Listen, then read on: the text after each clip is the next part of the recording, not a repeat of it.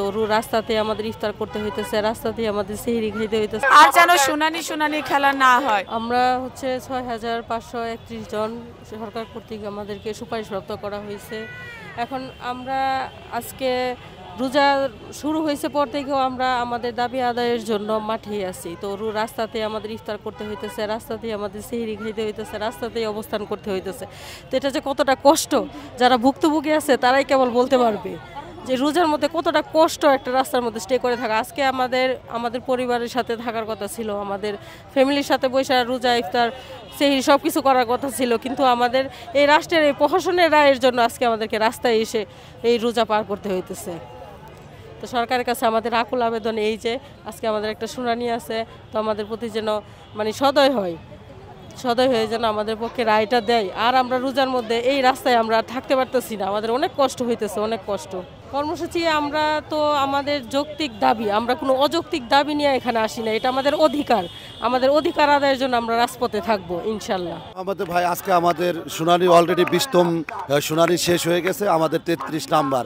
আমরা আশা করি আজকে আমাদের যৌক্তিক এবং আমাদের যেই চাওয়া পাওয়া অথবা আমাদের যেই ভুল ত্রুটি ছিল আদালত তার সঠিক সিদ্ধান্ত দিবে এবং আমরা যদি আজকে ইনশাল্লাহ আমাদের রায়টা আমাদের পক্ষে আসবে। আর পক্ষে আসলে ভাই এই রমজান মাসে সবাই রোজা থাকে, এই রাস্তার মধ্যে থাকা কতটা যেন যন্ত্রণাদায়ক আর কতটা যেন মানসিক যন্ত্রণা।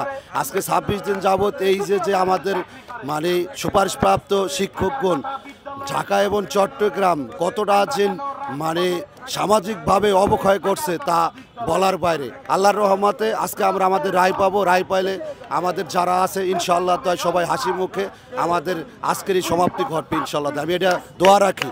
আমি বিনত অনুরোধ করব আমার মাননীয় ডক্টর ইউনূস স্যার যেন আমাদের যত তাড়াতাড়ি আমাদের এই সমাধান করে দেয় আর আমরা আমাদের যৌক্তিক সমাধান পাই, এটাই আমার দাবি প্লাস পাওয়া। আসলে আজকে 26 দিন আমরা রাজপথে, তো আমাদের রমজান শুরু হয়ে গেছে, আমরা প্রত্যেকেই রোজা রাখতেছি। তো রোজা রাখার জন্য যে আমাদের শরীরে যে একটা গোসল থাকা খাওয়া এগুলো নিয়ে আমাদের অনেক সমস্যা হচ্ছে। তারপরে আমরা রোজা রাখতেছি, আমরা নামাজ পড়ার জায়গা খুঁজে পাচ্ছি না, কারণ তো আমরা রাস্তায় অবস্থান করতেছি, আমরা কোথায় নামাজ পড়বো। এই জন্য আজকে আমাদের শুনানি আছে, আজকের মধ্যে যেন আমাদের বিষয়টা সমাধান করে দেওয়া হয়। আর যেন শুনানি খেলা না হয়, কারণ আমাদের আইনি কোনো জটিলতা নাই, তাহলে কেন শুনানির পর শুনানি হবে। আজকে প্রত্যেকে অনেক অসুস্থ, আমাদের যোগদানপত্র হাতে দিয়ে স্কুলে ফিরে যাওয়ার সুযোগ করে দেওয়া হয়, এটাই রাষ্ট্রের কাছে আমাদের আহ্বান।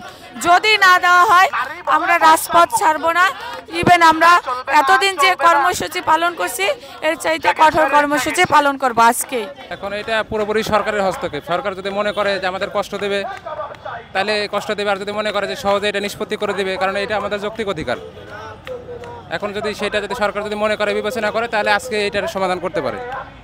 এখন পুরোপুরি এটা সরকারের উপর ডিপেন্ড করতেছে, কারণ এটা দাবিটা হচ্ছে আমার ন্যায্য দাবি। এটা ইচ্ছা করলে সরকার সমাধান করতে পারে, এখন পুরোটাই সরকারের উপর ডিপেন্ড করতেছে এটা।